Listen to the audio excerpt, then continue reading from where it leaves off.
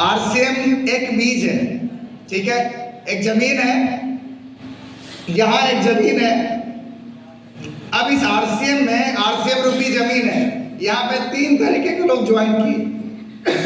इस जमीन में हम लोग 3 बीज बोएंगे। पहला मिर्च का, दूसरा नींबू का और तीसरा गन्ना का। थोड़ा आप लोग बातें मत कीजिए प्लीज। 20 आधे घंटे हम लोग बस आधे घंटे में फ्री कर देंगे।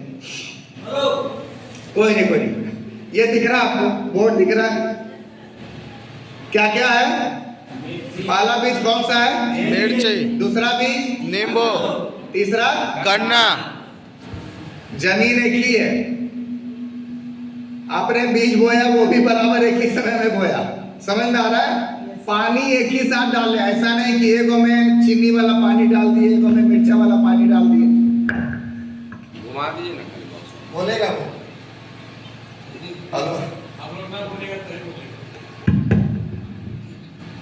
सब में बराबर हुआ, मेहनत बराबर, सब कुछ बराबर, सब कुछ सेम हुआ, लेकिन तीनों का रिजल्ट क्या होगा?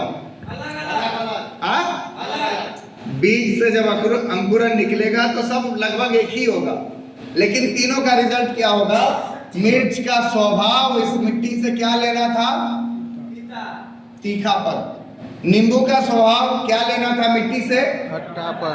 और गन्ने का स्वभाव क्या है? मीठापन। जमीन में अंतर था या उस बीज में अंतर था? समझ में आ रहा है? हम क्या बोलते हैं ना, आरसीएम में खराब है। अगर आरसीएम में खराब होता, आरसीएम अगर खराब होता तो 3 बार मैट्रिक फेल दिनेश चौधरी आज 10 लाख रुपए महीने की इनकम नहीं ले रहा होता। अगर आरसीएम खराब होता तो एक आईएएस ऑफिसर ओपी शर्मा, जिन्होंने आरसीएम की वजह से आईएएस की नौकरी छोड़ दी और मात्र 5 साल में 5 लाख रुपए महीने पे नहीं आया होता, आज उसके घर में 45 लाख रुपए महीने की इनकम नहीं जा रही होती अगर आरसीएम खराब होता।